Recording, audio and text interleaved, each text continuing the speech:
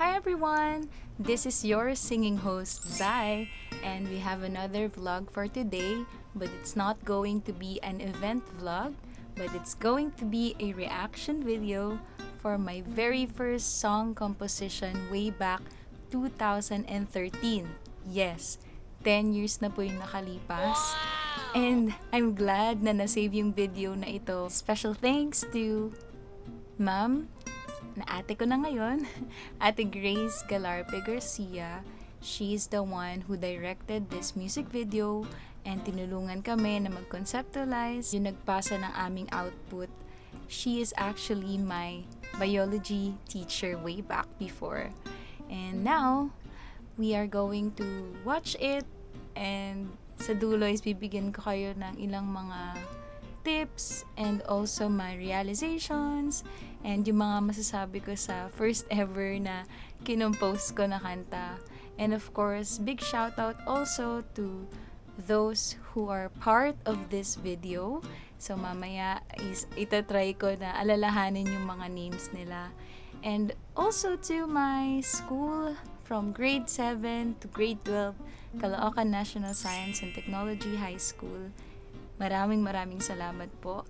And I hope na meron pang nakakaalala sa video or sa song na to. And if you are one of them, please comment down below. And also, if you want to learn about how to write a song, how to write a jingle, you may watch this video as your reference. Though I am still young when I started this song, but I must say that I can give my feedbacks and some points to remember when you're about to create a song or create a jingle. So without further ado, let's start. Okay, so this song that I created was for the competition of Shell Youth Congress last 2013. So it's a songwriting / music video competition on how you will preserve the environment and what is your goal as a teenager. So basically, yung concept na nabuo ko when creating this song is, as a student, as a teenager, how can you protect our environment in your little ways? Kasi it's simple to say plant trees, but it's not doable as a teenager, as a student. But as a student, you can actually do some simple things in your own way. And in that way, makakatulong ka sa environment. So, yun yung concept na nabuo ko dun sa song. And because I'm not really good sa guitar pa before, ngayon hindi pa rin naman, pero may alam na ako sa chords. So, yung mga chords nito is basic chords lang. So, I hope na ma-enjoy nyo yung reaction video na to. So, let's start!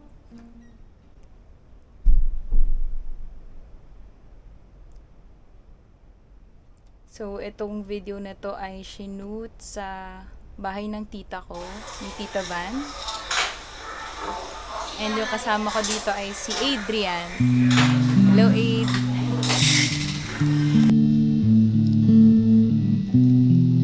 Yan. So, the concept is you're watching a video kung ano yung mga dapat mong gawin to take care of the environment. Grabe, ang tagal na pala nito. Sa aming paglakad sa lansangan, hindi ka aya-aya na pagmasdan. Nakatumba mga basurahan, wala na yatang mapaglagyan ng aking inikot, aking mga mata. Kotse at gusali lamang ang nakita.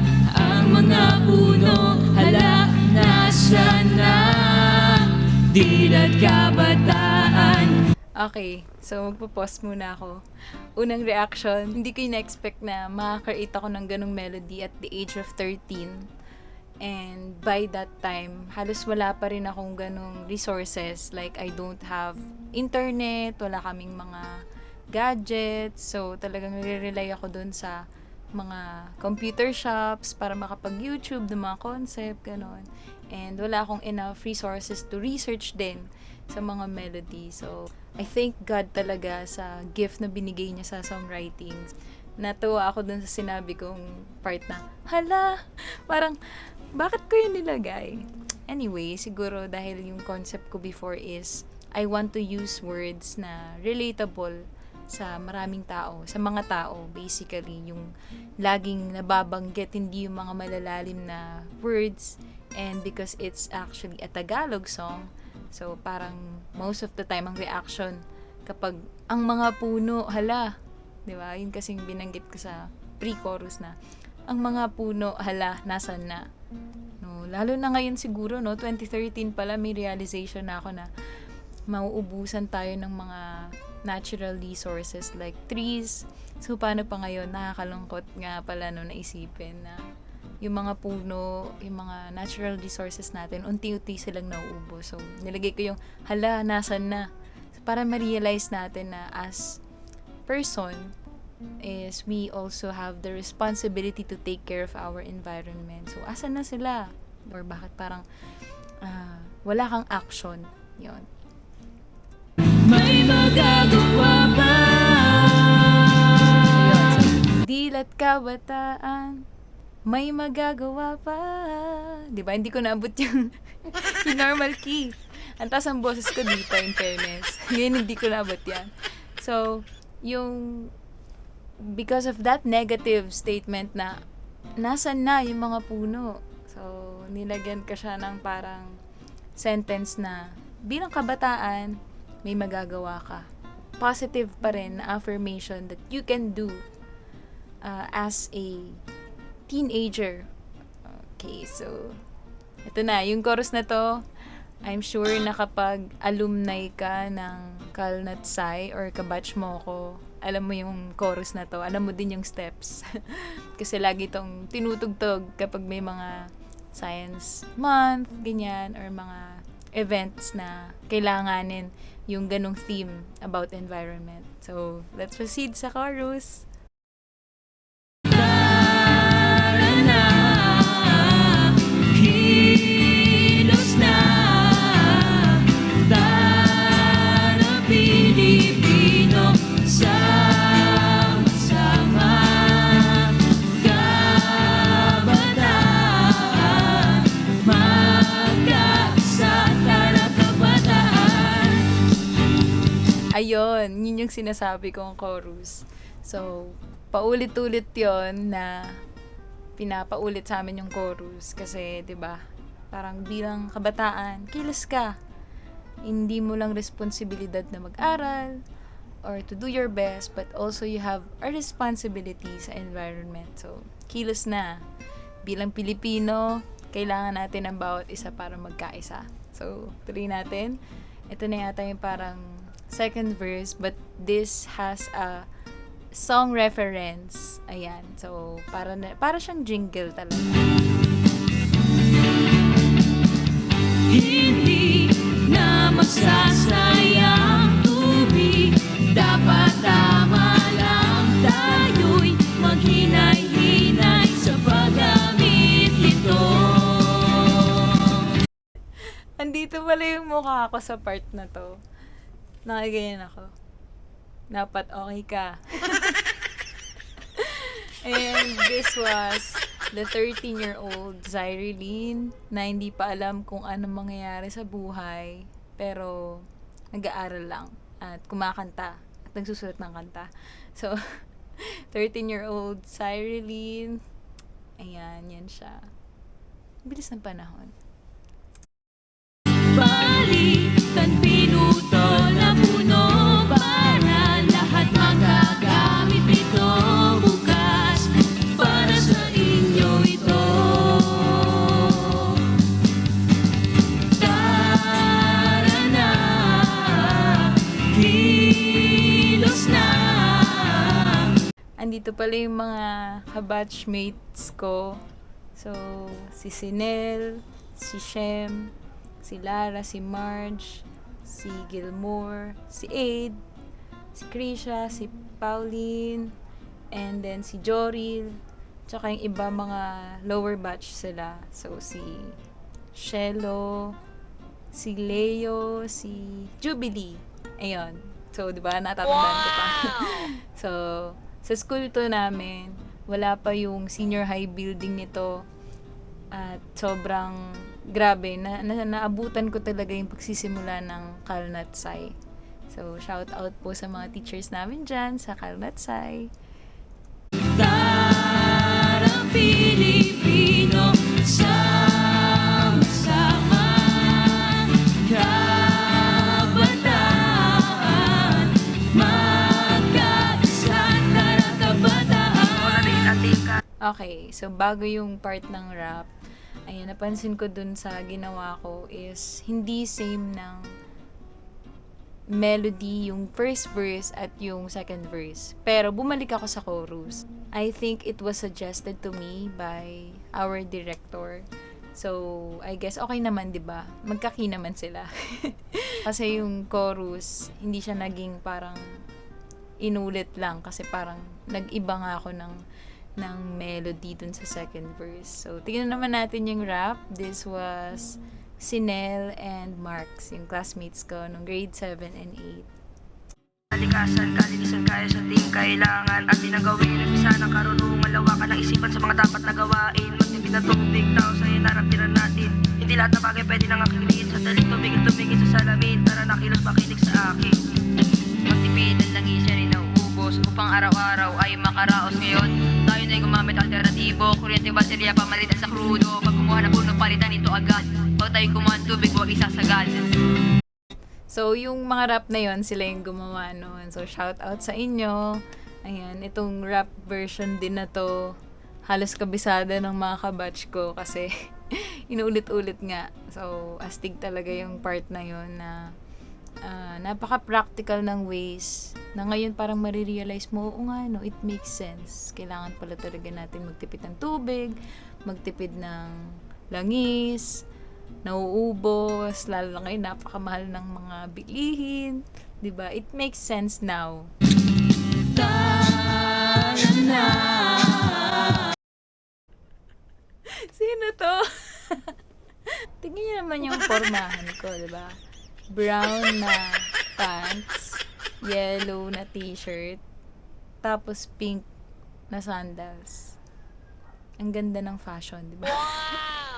And meron pa akong silver na dog tag.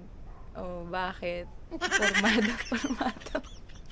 At nakakatawa kasi umuulan nito. And I remember this was also September. So, during these times to shoot. At grabe, umuulan to. Halata naman, 'di ba? So, shout out sa kay Jen, kay Brent, kay Joril, ayan, kahit umuulan. And kay Aid, na kasama ko rin kumanta. Kilos na. Tara Pilipino, sama-sama. Okay, napansin nyo na yung, ito patapos na kasi to, yung last part ng chorus is parang puro boses na. So, usually kasi, ma-highlight yung boses, 'di ba, kapag patapos na. So, you should really give an impact pag patapos na. Hindi yung parang, ay, tapos na, wala nang something new or wala nang impact. So, kailangan may impact pa rin pag patapos na yung song. And, dito, yung parang, papapalakpakin mo yung mga tao, ganong vibes yung part na to, na parang, drums lang yung tumutugtog, tapos yung boses ng mga singers. And yung mga singers pala here, ayan, mention ko na rin, shout out kala Joril, kay Era, ayan, sa mga nakasama namin kumanta, kay Adrian, na kasama rin sa pagkanta. So, ayun, yun yung atake nung part na to ng song. And hindi ko na masyadong na-apply yun kasi siguro dahil hindi na siya patok. But, ang ganda pala ng ganong effect na parang papapalakpakin mo yung mga tao kapag kinanta mo siya live. So,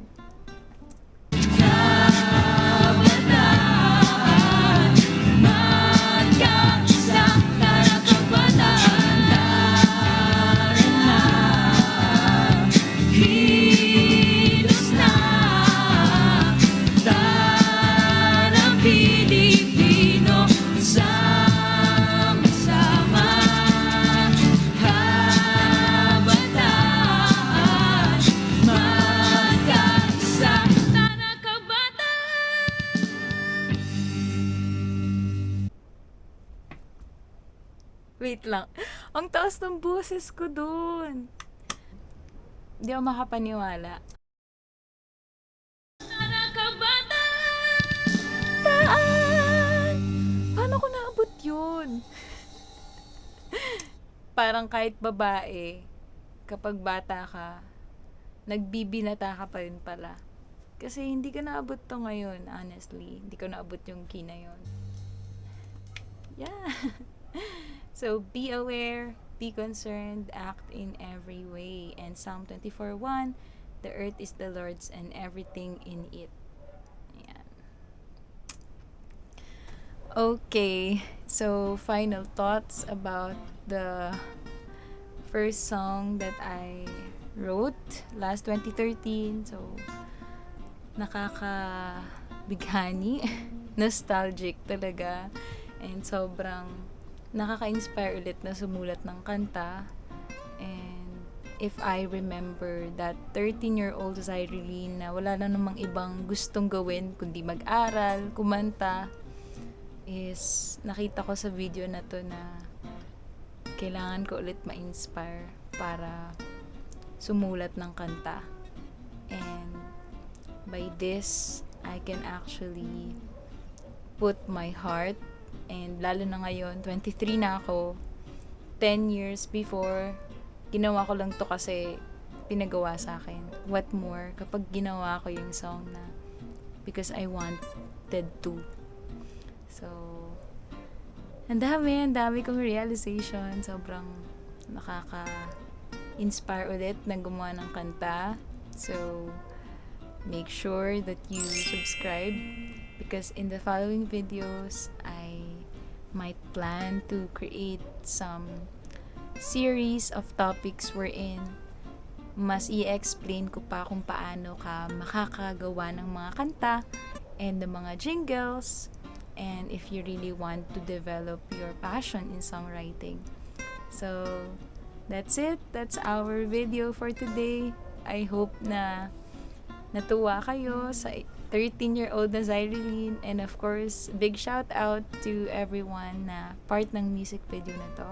And maraming salamat po for watching this video.